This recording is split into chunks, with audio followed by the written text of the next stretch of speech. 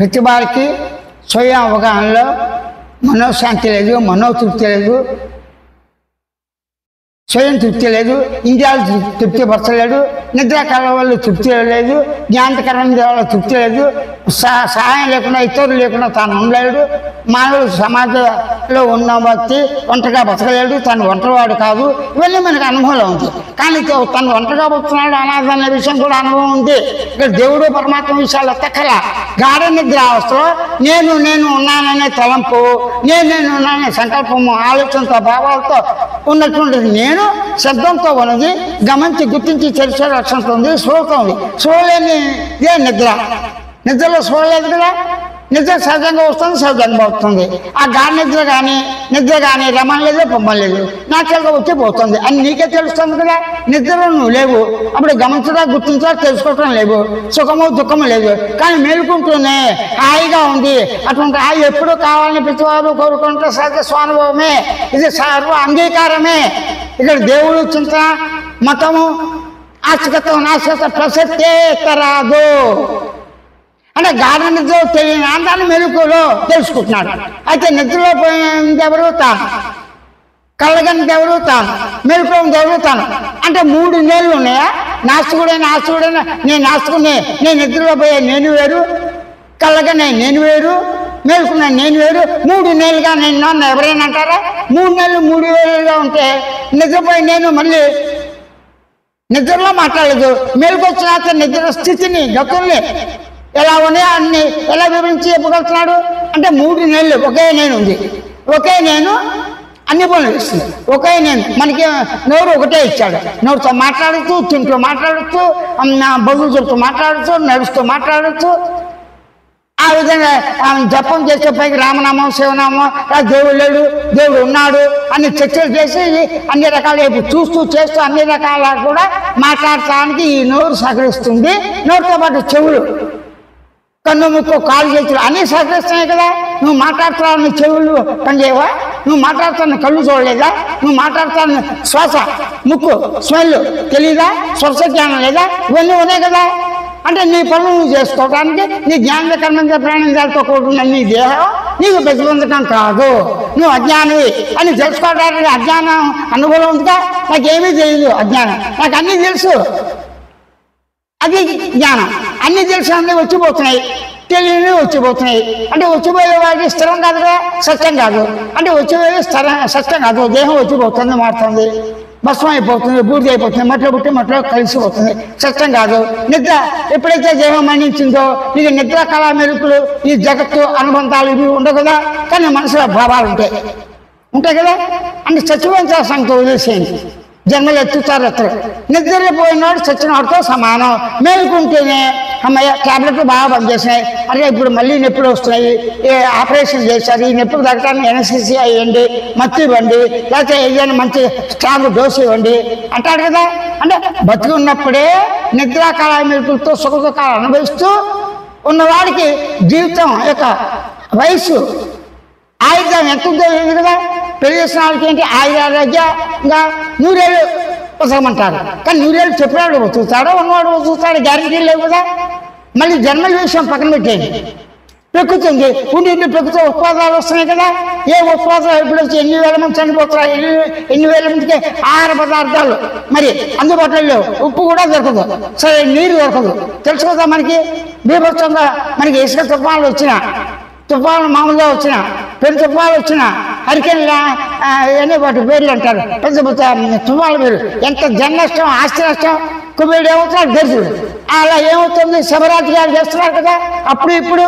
కాబట్టి ఇక్కడ ఏంటి, ప్రకృతి వల్ల కానీ శరీరం వల్ల కానీ నిద్రాకాలం కానీ ప్రతి వాడికి భక్తుల్లో స్వేచ్ఛ లేదు, బాధలు, దాన్ని తట్టుకోలేక ఉపశాంతి గురించి ఏమన్నా ఉందా అంటే స్వయం అవగాహన. స్వయం అవగాహన అంటే ఎరుక లక్షణంతో స్వయంగా నేను నీవు అందరం ఉన్నాము.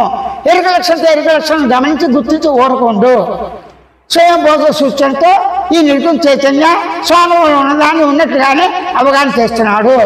ప్రశాంతంగా హాయిగా సత్యాన స్వరూపంగా నీ స్వరూపాన్ని తెలుసుకోవడానికి నీకున్న సహజ జ్ఞానమే చాలు, నీకున్న సహజ భావమే చాలు, నీకున్న సహజ శబ్దమే చాలు.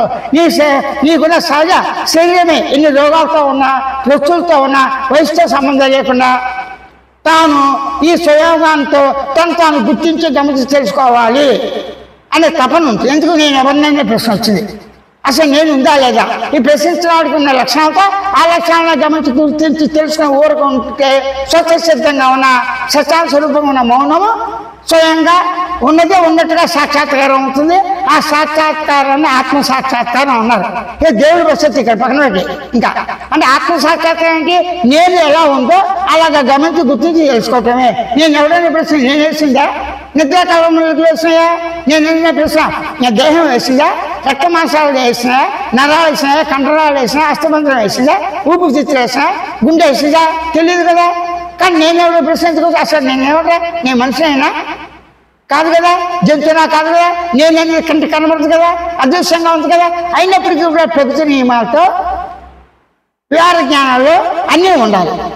అన్ని నామాలు రూపాలు అన్నింటినీ పడతాయి. దేవుడు లేడంటూనే దేవాలయాలు ఎందుకు అంటాడు, దేవుడు లేడంటాడు, దేవుడు ఎందుకు అంటాడు. ఎందుకు నీకు ఈ ప్రశ్న, దేవుడు ఉన్నాడని దేవుడు లేడని అనేక మానవ జాతిని ప్రేమిస్తూ వాటికి సహకరించే జంతువుల్ని, పక్షుల్ని ఈ యొక్క ప్రకృతి యొక్క సమతుల్యం పాటిస్తూ మనం ఎంతకాలం ఉంటామో తెలియదు, కానీ ఉన్నంతకాలము కూడా మంచి పనులు మనకి శరీరంతో పాటు మనస్సు తృప్తిగా మన ప్రకృతికి, మన వంశానికి, సాటి మానవులకు ఉంటూ ప్రకృతి యొక్క వనరులు సమృద్ధిగా ఉంటూ వాటిని కాపాడుకుంటూ ఉన్నంతకాలం ఉందాం.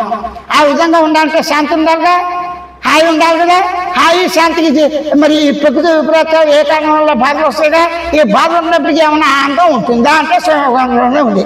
స్వయంలోనే సహజాంత స్వరూపం అని స్పష్టంగా చెప్పదలిచాడు నిగుణ చైతన్య. ఇది ఒక పద్ధతి సిద్ధాంతం కాదు, సర్వ మానవులకి ఇది సహజమే. జంతువులు ఉంది కానీ ఆహార నిద్ర మైదనస అన్నారు. తినటానికి ఆహారం, కామము, ఆటపాట్ల, సంతానం, కంఠము, ఆ జాతిని రక్షించుకోవడం, చనిపోవటమే నిద్ర, ఇవేగా. అయితే మానవుడికి సహజ జ్ఞానంతోనే ఇవన్నీ సరిగిపోతున్నాయి. కాబట్టి ఇక్కడ ఏం చేయాలి, మనం ఉన్నది ఉన్నట్లుగానే గ్రహించి, అది దేహం కావచ్చు, స్వప్నం కావచ్చు, కళ కావచ్చు, శబ్దం కావచ్చు, భావం కావచ్చు, గమనించే లక్షణం కావచ్చు, గుర్తించే లక్షణం కావచ్చు, తెలుసుకునే లక్షణం కావచ్చు, ఏదైనా కావచ్చు, అనుభూతిగా ఉన్న కానీ ఉన్నది ఉన్నట్లుగానే గ్రహించడమే స్వయం సాక్షాత్కారం. అదే సత్యాన్న మౌనంగా ఉన్నదని మాత్రమే నిర్గుణ చైతన్య స్వానంతో అందరి స్వానంలో ఉన్న తను తానే గుర్తించి గమనించవచ్చు మాత్రమే ప్రతిపాదిస్తాడు, విజ్ఞప్తి చేస్తాడు నిర్గుణ చైతన్య. లేకపోతే సత్యాన్వేషణ చేస్తారు. సత్ అంటే ఏమిటి, ఉన్నది అంటే ఉన్నది ఉన్నట్టుగా ఉండటమే సత్ పదార్థం. ఉన్నది ఏ విధంగా, శరీరం పుట్టముంపు, శరీరం పుట్టినప్పుడు నేను ఉన్నాను, శరీరం ఉన్నది, శరీరం పురుషుడిగా ఉంది, శరీరం స్త్రీగా ఉంది, శరీరం ప్రకృతితో వచ్చింది, శరీరం ప్రకృతిలో పుట్టి పెరిగి భస్మం అయిపోతుంది, శరీరానికి కన్ను, కాళ్ళు, ముక్కు, చేతులు, జ్ఞానేంద్రియ, కర్మేంద్రియ, ప్రాణేంద్రియాలు ఉన్నాయి, శరీరానికి మనసు ఉంది, బుద్ధి ఉంది, చిత్తం ఉంది, అహంకారం ఉంది, నిద్ర కాలం ఉంది, అన్ని శరీరంతో వచ్చినాయి, శరీరంతోనే పోతున్నాయి. అన్నవాడు కూడా పోతున్నాడుగా. అయితే బతింతకాలం ఈ అనుభవంలో ఉన్న వాటిని తట్టుకోవటానికి మంచి ఆరోగ్యం ఉండాలి, సంతానం బాగుండాలి, తను తృప్తి ఉండాలి, జ్ఞానిగా తృప్తి పడాలి, మనసు నిగ్రహించాలి, మనసు కంట్రోల్ చేయాలి, మనసు లేని స్థితి సంపాదించాలి. ఈ అవగాహన అందరికీ అవకాశం ఉంటుందా? ఈ అవకాశం ఎటువంటి ప్రయత్నాలు చేయకుండానే, ఏ విధంగా సాధనలు లేకుండానే, ఆస్తికత్వం కానీ, నాస్తికత్వం కానీ, హేతువాదం కానీ, విజ్ఞానవాదం కానీ ఏ రకంగా ఉన్నప్పటికీ మానవుడికి తన స్వేచ్ఛను తాను ఉండాలని కోరుకుంటాడు. స్వేచ్ఛతో ఉండటమే ఆత్మ, స్వతసిద్ధం. ఆత్మ అంటే ఏంటి? స్వతసిద్ధం, ఉనికి, సత్పదార్థం. ఆ ఉనికిని గుర్తించదు, గమనించదు, తెలుసుకోదు అని చైతన్య చిత్తుతో అంటే ఎరుకతో, స్వతో తానే తన ఉనికిని గమనించి గుర్తించి తెలుసుకున్న ఆనంద లక్షణమే తన లక్ష్యాన్ని సహజాంత స్వరూపంగా సహజ సత్పదార్థం అంటే ఉనికితో సత్యం, అదే ఉనికితో చైతన్య స్వతో ఆనంద లక్షణం సహజం. సత్తుచిత్త ఆనందాలన్నీ కూడా స్వరూపమే. తన స్వరూపం మౌనంగా పరిపూర్ణంగా ఉన్నదని శరీరం ఉండగానే ఎట్టి పరిస్థితుల్లో అయినా సరే వ్యవహార జ్ఞానంలో ఎన్ని బాధలు ఉన్నా లేకపోయినా నిద్రపోయినా కలపోయినా ఆ లక్షణాలన్నీ తానుకే ఉన్నాయి. కాబట్టి తను గమనించి ఊరుకు ఉంటే తన స్వరూపం సహజానందమైన గ్రహించి దేహ పర్యంతం కూడా మంచి పనులు చేస్తూ సమాజంలో కలిసిమెలిసి జీవిస్తూ జీవితాన్ని కొనసాగించడమే అని మాత్రం అవగాహనతో స్వయం ప్రబోధ సూచనతో నిర్గుణ చైతన్య ప్రబోధించి ప్రతిపాదిస్తున్నాడు, వినిపిస్తున్నాడు, విజ్ఞప్తి చేస్తున్నాడు అని మాత్రమే చెప్పదలిచాను బోధ సూచనతో.